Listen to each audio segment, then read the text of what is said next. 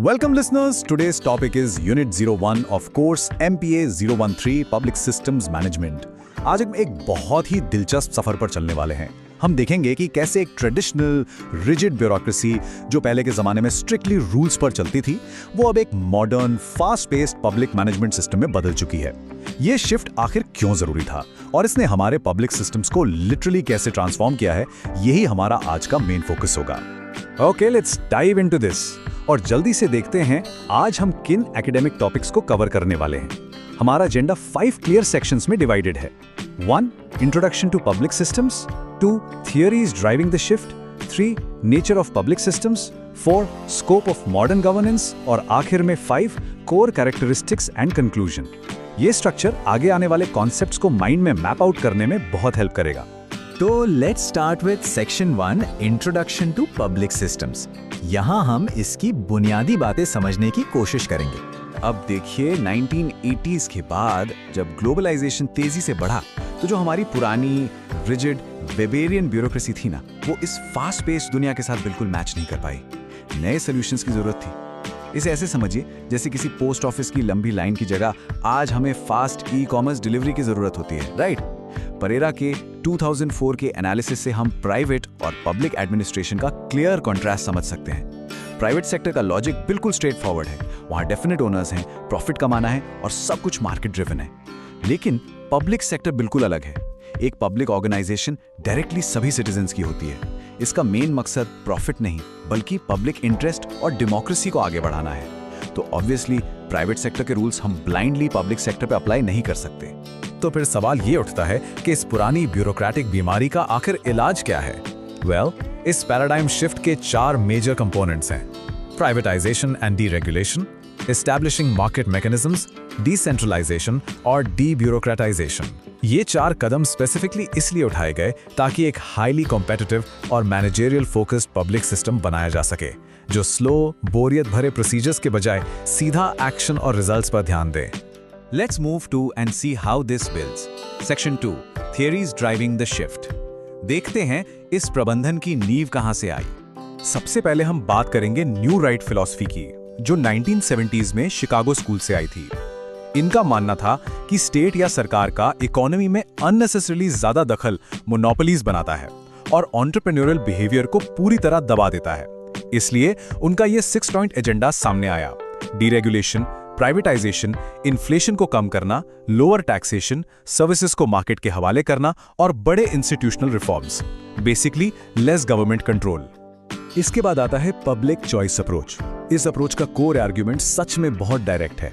हर individual, चाहे वो कोई डिसीजन मेकिंग मैनेजर हो या सर्विस लेने वाला आम आदमी, वो एक यूटिलिटी मैक्सिमाइजर होता है। मतलब वो हमेशा अपने नेट बेनिफिट्स को बढ़ाना चाहता है।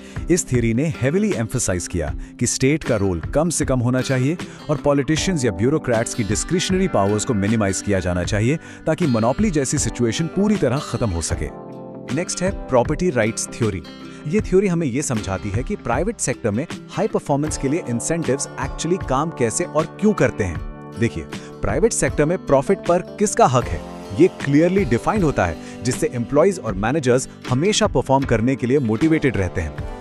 लेकिन पब्लिक सेक्टर में वहां ये राइट्स डिफ्यूज्ड और अनसर्टेन होते हैं। तो ये थ्योरी साफ बताती है कि क्लियर प्रॉपर्टी राइट्स का होना ही बेटर परफॉर्मेंस ला सकता है।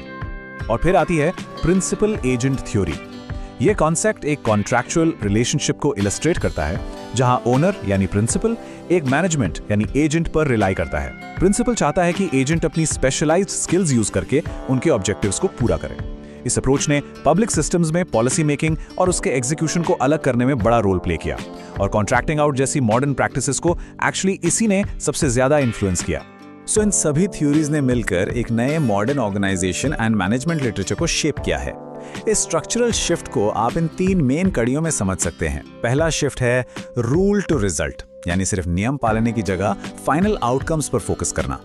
दूसरा है सिस्टम टू एंटरप्राइज, यानी ट्रेडिशनल मशीनरी की जगह एक एनर्जेटिक एंटरप्रेन्योरियल अप्रोच लाना। और तीसरा इन एक्शन टू एक्शन, ये स्ट्रिक्ट वेबेरियन मॉडल से दूर जाने का एक परफेक्ट रोड मैप है। Section 3, nature of public systems. यहाँ फोकस है दिशा देने पर, ना कि सिर्फ चलाने पर। पब्लिक सिस्टम्स मैनेजमेंट का एक्चुअल नेचर प्रैग्मेटिज्म पर बेस्ड है, यानी सरकार का काम डेली रोइंग करना यानी नाव चलाना नहीं, बल्कि उसे स्टीयर करना, दिशा देना है। Now what's really interesting about this slide is Ransom and Stewart का ये पावरफुल कोट ये ब्रिलियंटली हाईलाइट करता है कि पब्लिक डोमेन की अपनी एक बहुत ही यूनिक आइडेंटिटी और पब्लिकनेस होती है। हम सिर्फ प्राइवेट बिजनेस के रूल्स को यहाँ लाके पेस्ट नहीं कर सकते। क्यों? क्योंकि पब्लिक ऑर्गेनाइजेशंस में पॉलिटिक्स और कॉन्फ्लिक्ट एक नेचुरल हिस्सा होते हैं, वो कोई ऑब्स्टिकल या रुकावट नहीं है। तो आखिर ये PSM यानी पब्लिक सिस्टम्स मैनेजमेंट है क्या? इसका सीधा सा मतलब है कि गवर्नमेंट अब एक स्टीयरिंग रोल लेती है। पूरा का पूरा फोकस कस्टमर की नीड्स, स्ट्रेटेजिक प्लानिंग और पॉजिटिव रिजल्ट्स पर शिफ्ट हो जाता है।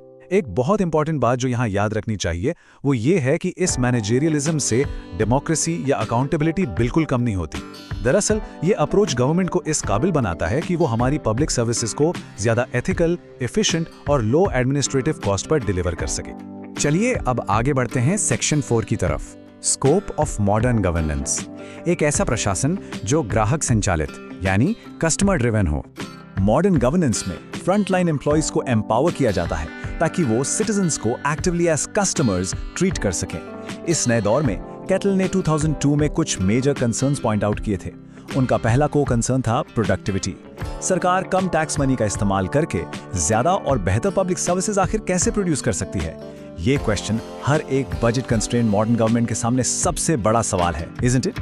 केटल का दूसरा बड़ा सवाल मार्केटाइजेशन और सर्विस ओरिएंटेशन से जुड़ा है। गवर्नमेंट आखिर मार्केट स्टाइल इंसेंटिव्स का यूज करके उस पुरानी ब्यूरोक्रेसी की बीमारियों को, उसकी कमियों को कैसे दूर कर सकती है? और गवर्नमेंट प्रोग्राम्स एक्चुअली सिटीजन्स की नीड्स और एक्सपेक्टेशंस के साथ बेहतर तरीके से कैसे कनेक्ट हो सकते हैं? और इस फ्रेमवर्क का आखिरी और बहुत क्रूशियल हिस्सा डिसेंट्रलाइजेशन और अकाउंटेबिलिटी के बारे में है। सोचिए, जब हम रिस्पॉन्सिबिलिटी को सिर्फ टॉप लेवल पे ना रखकर एक्चुअली फ्रंट लाइन मैनेजर्स की तरफ शिफ्ट करते हैं तो इससे क्या होता है? इससे ना सिर्फ पॉलिसी इफेक्टिवली ट्रैक होती है बल्कि जो रिजल्ट्स प्रॉमिस किए गए थे उनके लिए एक बहुत क्लियर अकाउंटेबिलिटी भी बनती है। So the crucial point is section 5 core characteristics and conclusion. यहां हम पब्लिक डिलीवरी के फ्यूचर को समझेंगे। तो पब्लिक सिस्टम्स मैनेजमेंट की आखिर कोर कैरेक्टरिस्टिक्स क्या हैं? इनमें शामिल हैं हाई क्वालिटी डिलीवरी, सिटीजन्स को एज एक्टिव कंज्यूमर्स मानना, फ्लैटेंड हायरार्कीज जहां डिसीजन मेकिंग सच में तेज हो, रिगरस परफॉर्मेंस मेजरमेंट और एक ओपन नेटवर्किंग अप्रोच। इसके अलावा एक बड़ा शिफ्ट ये है कि PSM प्रॉब्लम आने के बाद रिएक्ट करने के बजाय उसे पहले ही रोकने यानी प्रिवेंटिव एक्शन पर जोर देता है। ये सारी चीजें इंफॉर्मेशन टेक्नोलॉजी और डीप डिसेंट्रलाइजेशन पर हेविली रिलाई करती हैं। एंड दिस ब्रिलियंटली इलस्ट्रेट्स इन दोनों मॉडल्स के बीच का जमीन आसमान का फर्क। एक तरफ हमारे पास वो आउटडेटेड, रिजिड वेबेरियन ब्यूरोक्रेसी है जो strictly rule bound, highly centralised और प्रोसीजर हैवी है, और ठीक उसके ऑपोजिट दूसरी तरफ है मॉडर्न पब्लिक सिस्टम्स मैनेजमेंट जो फ्लेक्सिबल है, कंप्लीटली ट्रांसपेरेंट है और सबसे जरूरी रिजल्ट्स ओरिएंटेड है। ये कंपैरिजन एक सदी के एडमिनिस्ट्रेटिव बदलाव की पूरी कहानी खुद ही बता देता है।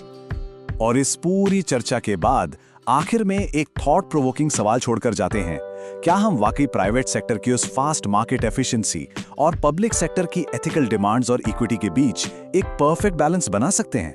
ये आज के मॉडर्न एडमिनिस्ट्रेशन का सबसे अल्टीमेट चैलेंज है जिस पर हम सबको सोचना चाहिए। Thank you for watching. Next unit will be discussed in next video. If you like to attend the quiz, see the description, quizzes. Please do like, subscribe and share.